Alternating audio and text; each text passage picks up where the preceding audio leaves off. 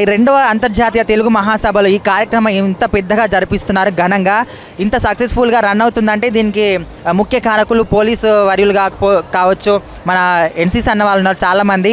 వీళ్ళు అక్కడక్కడ ఉంటూ ప్రజలందరినీ కంట్రోల్ చేస్తూ మనకు చాలా సహకరిస్తున్నారు. సో అన్న వాళ్ళతో మాట్లాడదాం. అన్న హాయ్, నా పేరు ప్రవీణ్. మీరు ఎప్పటి నుంచి ఎన్సీసీ చేస్తున్నారు? 2 days బ్యాక్ నుంచి.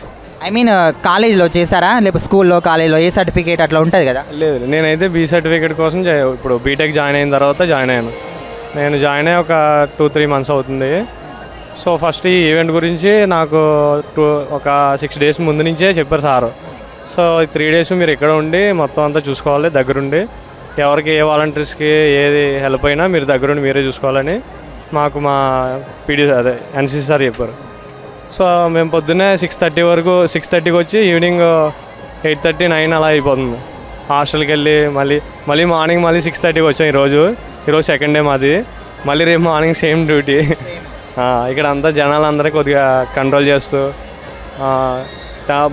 భోజనానికి కూడా అందరూ ఒకేసారి వెళ్ళకుండా ఇద్దరు ఒకసారి కొద్దిగా షిఫ్ట్లు మారుతా సో కంట్రోల్ చేసుకుంటున్నాం అంతే. ఇక్కడ జనాలు కానీ స్టూడెంట్స్ కానీ చాలామంది ఉన్నారు కదా, మరి వీళ్ళందరినీ కంట్రోల్ చేసేటప్పుడు మీకు ఎలాంటి ఫీలింగ్ వస్తుంది? అంటే ఏంద్రా చిరాకు వస్తుందా, లేకపోతే కంట్రోల్ చేయాలని ఇంకా హుషారు వస్తుందా మీకు? ఎట్లా? లేదు నాకు ఇది ఫస్ట్ టైము ప్రజెంట్. సో నేను ఫస్ట్ డేనే నేను అక్కడ నుంచి ఉన్నప్పుడు ఒక చిన్న బాబు వచ్చి నాకు సెల్యూట్ చేసింది. నాకు అది చాలా బాగుంది, నాకు నచ్చింది. సో అప్పటి నుంచి నాకు నచ్చింది అంతే. సో అప్పటి నుంచి నేను కంటిన్యూ చేస్తున్నాను అంతే. ఇప్పుడు మరి ఫ్యూచర్ గోల్ ఏంటి, నీకు ఏమవుదాం అనుకుంటున్నాను? ప్రజెంట్ అయితే ఇప్పుడు ఎన్సీసీ ఇప్పుడు ప్రజెంట్ ఈవెంట్ నీట్గా అయిపోవాలి, నీట్గా కండక్ట్ చేయాలి.